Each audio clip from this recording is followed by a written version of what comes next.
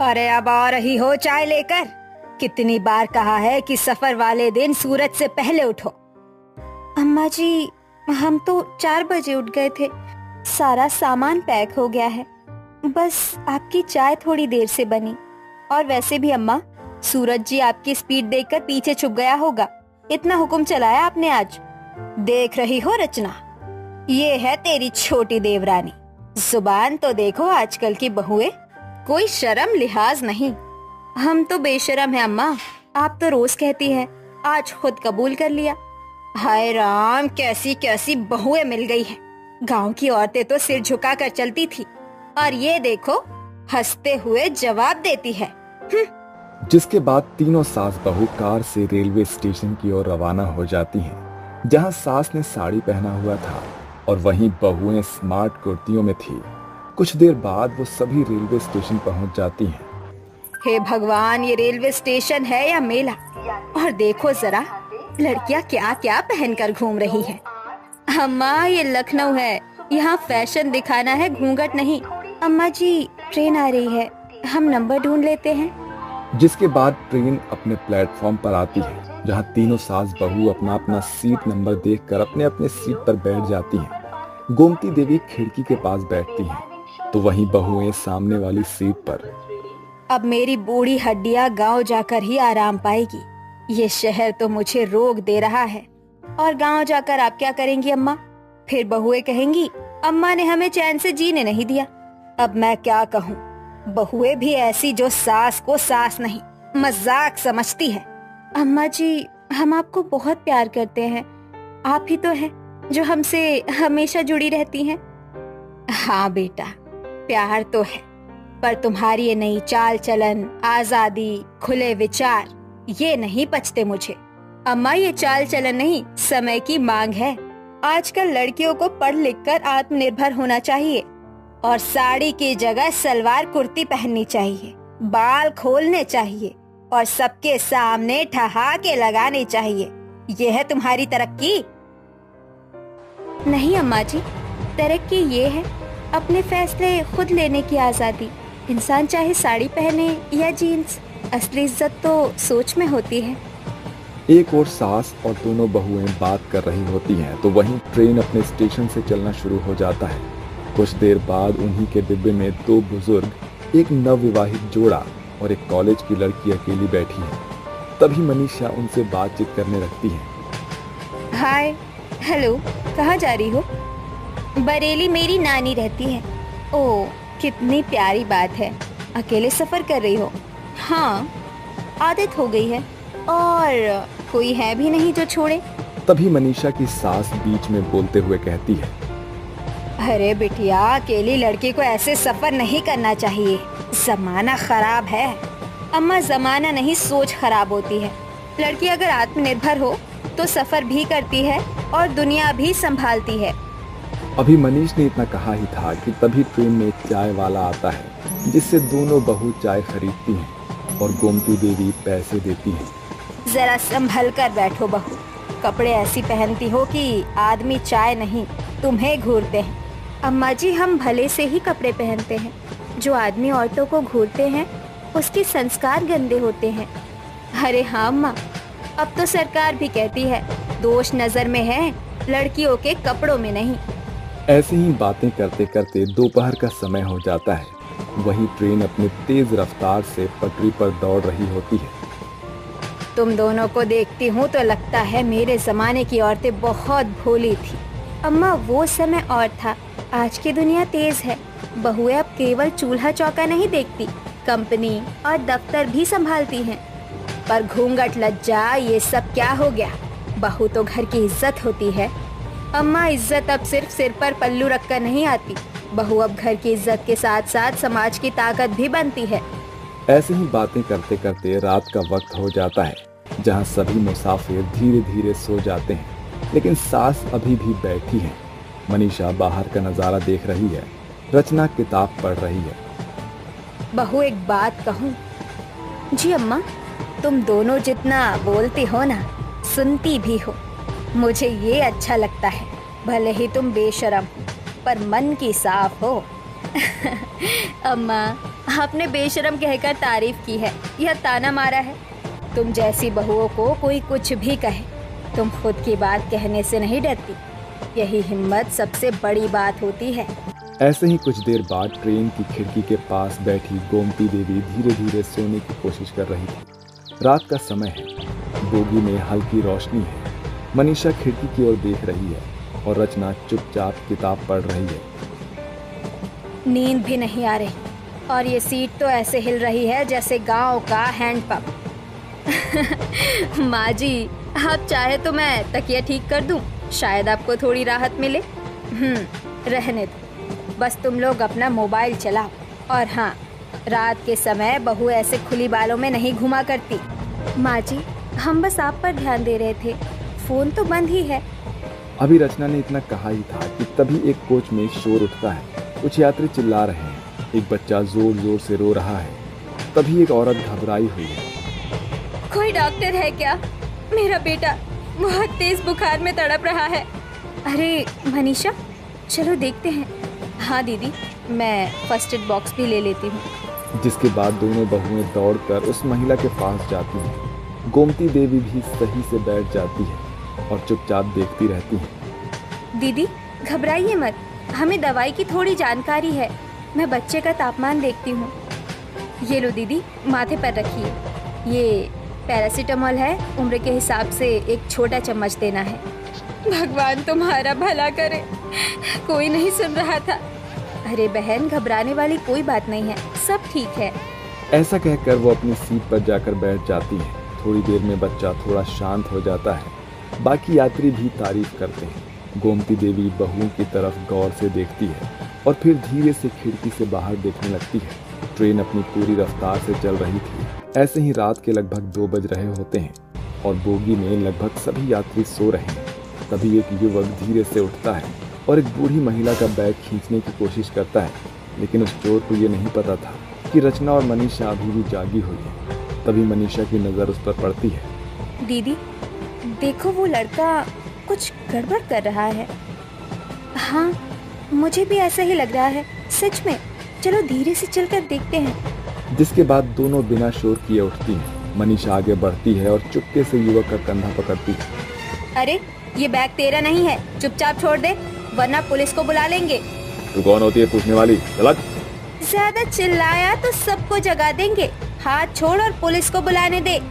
इस तरह की आवाज सुनकर बूढ़ी महिला उठ जाती है और चिल्लाती है। तभी भीड़ इकट्ठा हो जाती है और वहाँ एक आरपीएफ का जवान आ जाता है और चोर को पकड़ लेता है। बेटा, तुम दोनों ना होती तो मेरी सारी पेंशन चली जाती। भगवान भला करे तुम दोनों का। जिसके बाद ट्रेन के डिब्बे में मौजूद लोग बहुओं की बहुत तारीफ करते हैं। ये सब गोमती देवी बस चुपचाप सुनती है। थोड़ी देर बाद बहुएं वापस सीट पर आती हैं। रचना, मनीषा। जी माँ जी। मैंने हमेशा तुम दोनों को उल्टा सीधा बोला, बेशरम कहा, लेकिन आज मैं गलत साबित हो गई हूँ। तुम दोनों ने जो हिम्मत, समझ और इंसानियत दिखाई, वो मेरे बेटे भी शायद नहीं दिखा पाते। माँ जी, आप हमें डांटती थी तो हम समझते थे कि आपका प्यार है, लेकिन आज जो आपने कहा वो हमारे लिए बहुत बड़ी बात है। तुम दोनों मेरी शान हो बेटा। अब जब गांव में उतरूंगी तो सबको गर्व से बताऊंगी कि मेरी बहुएं कितनी समझदार और बहादुर है। इसके बाद पूरी रात ट्रेन अपनी फुल स्पीड में पटरी पर दौड़ती है। ऐसे ही सुबह का समय हो जाता है और ट्रेन गोमती देवी के गांव के रेलवे स्टेशन पर जाकर रुक जाता है, जहां गांव के कुछ लोग उनका स्वागत करने के लिए आते हैं। अरे गोमती दीदी, कैसी हो? ये साथ में कौन है? ये मेरी बहुएं हैं, रचना और मनीषा। पढ़ी लिखी भी है और दिल की भी बहुत बड़ी हैं।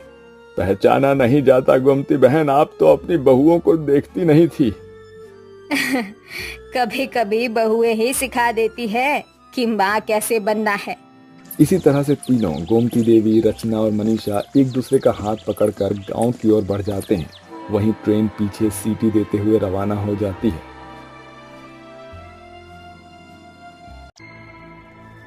मैंने तो पहले ही कहा था कि मैं अपने बेटे की शादी में फॉर्च्यूनर गाड़ी ही लूंगा। अरे तुम मेरे बेटे जैसा लड़का लालटेन लेकर भी ढूंढोगे ना, तो नहीं मिलने वाला तुम्हें? अरे सरकारी नौकरी है, सरकारी नौकरी। अरे तुम चाहते हो कि मैं ये शादी मतलब मुफ्त में करा दूं, बिना किसी पैसे के? नहीं नहीं समधी जी, आप मेरी इज्जत रख लीजिए, बस मुझे 1 हफ्ते का मोहलत दे दीजिए, मैं खुद ही फॉर्च्यूनर गाड़ी आपके दरवाजे पर लेकर आ जाऊंगा। अरे नहीं नहीं, मैंने बहुत से लोगों को देखा है ऐसे ही शादी के बाद मुकरने वाले। अरे चल बेटा ढोरू, वापस चल। जी पापा, जैसा आप कहें, मैं उठ जाता हूँ मंडप से। अरे हाँ उठ खड़ा हो, तुझे मैं ऐसे कंगालों के घर में नहीं बयाने वाला हूँ। नहीं नहीं दामाद जी, मंडप से मत उठिए। आपके बाद मेरी बेटी से कौन शादी करेगा? मेरी बेटी तो जीते जी मर जाएगी। माँ जाने दीजिए, ऐसे दहेज के लालची लोगों को, जिसे मेरे माता पिता की मान सम्मान की कोई फिक्र नहीं, मैं उससे शादी हरगिज नहीं कर सकती। हाँ माँ, छुटकी बिल्कुल सही कह रही है। अरे ऐसे दहेज के लालची लोगों को तो चप्पल से मारकर भगाना चाहिए। अरे चुप करो तुम दोनों, अगर ढोलू से शादी नहीं होगी तो भला कौन करेगा मेरी बेटी से शादी? इस दहलीज से बारात अगर वापस चली गई तो मेरी बेटी को कौन अपनाएगा? पिताजी, मेरे पास है एक लड़का जो पूरी तरह से शीतल के लिए सही है। आलोक, क्या तुम मेरी बहन से शादी करोगे? अगर तुम्हें कोई ऐतराज ना हो तो मैं इसी मंडप में तुम्हारी शादी शीतल से करवा दूं। नहीं भाभी, मुझे कोई ऐतराज नहीं है। मैं शीतल को बहुत अच्छे से जानता हूँ, वो दिल की बहुत ही साफ है, और इस ढोलू जैसे फटे हुए ढोल के साथ शादी कराने से तो अच्छा है कि मैं ही शीतल को अपना लूं। शीतल, क्या तुम मुझसे शादी करोगी? क्योंकि तुम्हारी मंजूरी लेना बहुत जरूरी है। आलोक जी, ये पूछकर तो आप मुझे शर्मिंदा कर रहे हैं। मैं तो आपको जानती हूँ, ये तो मेरी खुशनसीबी है कि आप मुझे अपना रहे हैं। तो ठीक है, अब से मेरी छुटकी मेरी देवरानी बनेगी, लेकिन उससे पहले इन लालची लोगों को सबक सिखाकर इन्हें यहाँ से रवाना करना होगा। इसके बाद मनीलाल और उसके बेटे ढोलू को चप्पल मारकर वहां से भगाया जाता है। उसकी चारों तरफ थू थू होती है और उसे दहेज का लालची कहकर भगा दिया जाता है। वहीं कंचन अपनी छोटी बहन की शादी में अपने देवर के साथ आई हुई होती है, लेकिन ऐसे माहौल में वो अपने देवर की शादी उसी मंडप में अपनी छोटी बहन शीतल से करा देती है। आलोक बेटा, तुम्हारा बहुत बहुत धन्यवाद। तुम इतने पढ़े लिखे होने के बावजूद भी मेरी फूल जैसी बेटी को अपनाया, मेरी खुशनसीबी है। और रही बात फॉर्च्यूनर की, तो वो तो मैं दे ही दूंगा। हाँ बेटा, अगर आज तुमने मेरी बेटी को नहीं अपनाया होता तो पता नहीं मेरी बेटी का क्या होता। अरे माँ पिताजी, आप दोनों कैसी बातें बोलकर मुझे लज्जित कर रहे हैं? क्या मैं आपका बेटा नहीं हूँ? और आप पिताजी, ये आप क्या कह रहे हैं गाड़ी देने के लिए? हाँ, मुझे ये सब नहीं चाहिए। आपने मुझे अपनी बेटी दे दी, इससे अनमोल रत्न और क्या ही होगा। हाँ माँ, आलोक जी बिल्कुल ठीक कह रहे हैं, आपको फिक्र करने की कोई जरूरत नहीं है। ठीक है माँ, अब हम चलते हैं। दरअसल यहाँ तो आलोक की शादी होगी, लेकिन वहाँ माँ पिताजी को पता ही नहीं है। अब जाकर तो हमें उन्हें सरप्राइज देना ही पड़ेगा ना। पर बेटा, इतनी जल्दी? हाँ माँ, आज ही हमें निकलना होगा। दरअसल माँ को यहाँ पर क्या हुआ है ना, इसके बारे में कुछ भी अंदाजा नहीं है, इसलिए हमें जाकर उन्हें सब कुछ समझाना होगा। बाकी फिक्र करने की कोई बात नहीं है, सब ठीक होगा। ठीक है, बाकी मैं सफर के लिए खाने पीने का सामान रखवा देती हूँ। इसके बाद ब्रिजेश और ममता अपनी बेटी शीतल की विदाई कर देते हैं। इसके कुछ देर बाद शीतल, आलोक और कंचन रेलवे स्टेशन पहुंच जाते हैं ताकि वो शहर जाने के लिए ट्रेन पकड़ सकें। शीतल, ये मैंने कभी नहीं सोचा था कि तुम मेरी देवरानी बनोगी। सच में मेरे तो भाग्य ही खुल गए, क्योंकि मुझे भी एक डर था कि मेरी देवरानी पता नहीं कैसी होगी, मेरी उससे बनेगी या नहीं। हाँ दी, डर तो मुझे भी था कि पता नहीं मेरा ससुराल कैसा होगा, वहाँ के लोग कैसे होंगे। और जिस तरीके से मनीलाल और उसका बेटा ढोलू था, उन्हें देखकर तो मैं घबरा ही गई थी कि अगर मेरी शादी इनके घर हो जाती तो वो तो मेरा खून ही पी जाते। वैसे एक बात तो माननी पड़ेगी, तेरी और आलोक की जोड़ी बिल्कुल परफेक्ट लगती है। अभी कंचन इतना कहती ही है कि तभी उसका देवर आलोक वहां पर आ जाता है। भाभी, शीतल जी, बड़ी मुश्किल से 3 टिकट मिला है, अब बस ट्रेन के आने का इंतजार है। ये लीजिए आप लोगों के टिकट्स। इस प्रकार आलोक सभी को उनका टिकट दे देता है और कुछ देर इंतजार करने के बाद वहां पर ट्रेन भी आ जाती है और सभी ट्रेन के अंदर चढ़कर अपनी अपनी सीट पर बैठ जाते हैं। दीदी, वैसे शहर जाने में हमें कितना समय लगेगा? हमें शहर जाने में करीब 1 दिन का समय लगता है। ये देख, ट्रेन तो चलने लगी। एक चीज तो माननी पड़ेगी, ट्रेन का सफर होता बड़ा सुहावना है। जब मैं तेरी शादी में आई थी तब भी बड़े मजे से आई थी, पर अब जा भी रही हूँ तो और भी ज्यादा खुशी हो रही है। अच्छा भाभी जी, वैसे भाभी आपका एक ख्वाब तो ख्वाब ही बना रह गया ना कि आप मेरी बारात में वो वाला गाना गा नहीं पाई। क्या नाम था उसका? उसका वो अरे भाई, लो चली मैं अपने देवर की बारात लेके, लो चली मैं, ना बैंड बाजा ना ही बाराती, खुशियों की सौगात लेके लो चली मैं, अपने देवर की बारात लेके लो चली मैं। हाँ, यही वाला ये तो आपका सपना ही रह गया है ना। अरे कोई बात नहीं देवर जी, कम से कम आपको मेरी बहन जैसी अच्छी पत्नी तो मिल गई। हाँ ये तो है। शीतल जरा तुम भी कुछ बोलो, मतलब तुम भी कुछ सुना दो। ऐसे सफर में मजा नहीं आ रहा, मतलब तुम इतने चुप चुप लग रही हो। जी आलोक जी, तो फिर ये आप सुनिए। कौन दिशा में लेके चला रे पटुहिया, कौन दिशा में लेके चला रे पटुहिया, हे ठहर ठहर है सुहानी सी डगर, जरा देखन दे। अरे वाह, बहुत खूब। वैसे अब हर डगर मेरे साथ ही रहेगा। वैसे आलोक, हमने तो तुम्हें कुछ न कुछ तो सुना ही दिया, अब तुम भी कुछ राग सुना दो। क्यों नहीं भाभी, आपकी बातें सराखों पर। चेहरा क्यों मिलता तेरा यूं ख्वाबों से मेरे, ये क्या राज है, कल भी मेरी ना थी तू, ना होगी तू कल मेरी आज है, तेरी है मेरी सारी वफाएं, मांगी है तेरे लिए ये दुआएं, ले जाए जाने कहाँ हवाएं, ले जाए तुझे कहाँ हवाएं। अरे वाह देवर जी, आप तो बड़े छुपा रुस्तम निकले। कहीं मेरी बहन से चोरी छुप के आशिकी तो नहीं चल रही थी? नहीं भाभी, ऐसा कुछ भी नहीं था। इसी प्रकार सभी गाते मुस्कुराते हुए उस ट्रेन का सफर कर रहे होते हैं। कुछ ही देर बाद वहाँ पर एक चाय बेचने वाला आता है। चाय बोलो, चाय गरम चाय, स्पेशल अदरक वाली इलायची वाली चाय। सर जी चाय पियेंगे क्या? कैसे दिया भैया चाय? बस साहब जी 10 रुपया की एक है। ठीक है, फिर एक काम कीजिए, आप 3 चाय कर दीजिए और ये लीजिए पैसे। इसके बाद आलोक उस चाय वाले से 3 चाय ले लेता है और उसे पैसे दे देता है। वाह, मजा ही आ गया। हाँ, इस चाय वाले के चाय में बात तो है कुछ। मैं तो पहली बार ट्रेन में सफर कर रही हूँ, तो मुझे इसके बारे में कुछ खास नहीं पता, लेकिन हाँ चाय तो बढ़िया है। इसी प्रकार खाते पीते, हंसते खेलते, गाते मुस्कुराते सभी लोग सफर कर रहे थे। वहीं ट्रेन अपनी तेज रफ्तार से अपनी मंजिल की ओर चल रही थी।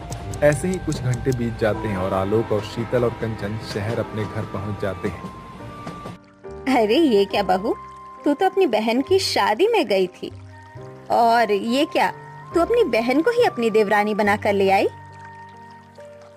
हाँ भाभी, अगर आपको ऐसा ही सरप्राइज देना था तो कम से कम आप मुझे तो बता ही सकती थी। माँ जी, मेघा दीदी, आप सभी को मैं ये बता दूं कि दरअसल बात कुछ ऐसी हुई कि कंचन इसके बाद पूरा मामला अपने सास, ससुर और अपने पति हर्ष और ननद को समझाती है। बहुत अच्छा किया बहन तूने, जो ऐसे दहेज के लालची लोगों के साथ तूने अपनी बहन की शादी नहीं होने दी, और शीतल को हमारे घर की बहू बनाकर ले आई। हाँ बहू, तूने बिल्कुल सही किया। और आलोक बेटा, मुझे तेरे पर फक्र है। आज तूने साबित ही कर दिया कि मेरी परवरिश बिल्कुल सही है। चलो मेघा बेटी, जल्दी से अपनी नई भाभी के लिए थाली सजा कर ले आओ, गृह प्रवेश भी तो करवाना है। इसके बाद मनोरमा अपनी नई बहू का गृह प्रवेश करती है और शीतल भी अपनी सास, ससुर और सभी के पैर छूकर उनका आशीर्वाद लेती है और कहती है, माँ, पिताजी, जीजा जी, दीदी जी, मैं आप लोगों से एक बात कहना चाहती हूँ। मेरा यहाँ आने से पहले मेरे अंदर बहुत डर था कि पता नहीं आप लोग मुझे स्वीकार करेंगे या नहीं।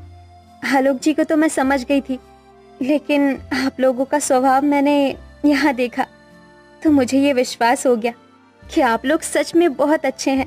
मेरी दीदी अक्सर आप लोगों की तारीफ किया करती थी, लेकिन आज मुझे पता चला कि आप लोग सच में तारीफ के काबिल हैं। मैं आज यहाँ आप लोगों से वादा करती हूँ कि मैं इस घर में एक बहू होने का, एक अच्छी पत्नी होने का फर्ज बखूबी निभाऊंगी। अरे शीतल बेटा, तो इस घर की बहू नहीं बल्कि बेटी है। बेटी जिस प्रकार हमने मेघा को आजादी दी हुई है, वैसे ही आजादी तुम दोनों को भी है। इस तरह खुले विचारों को देखकर शीतल को बहुत खुशी होती है। वहीं रात में आलोक और शीतल की सुहाग रात होती है, जहां आलोक शीतल को एक नेकलेस गिफ्ट करता है और उसके बाद वो दोनों अपनी सुहाग रात मनाते हैं। वहीं अगली सुबह से शीतल भी अपने ससुराल वालों के रंग में ढल जाती है और अपनी वैवाहिक जीवन खुशी खुशी बिताती है।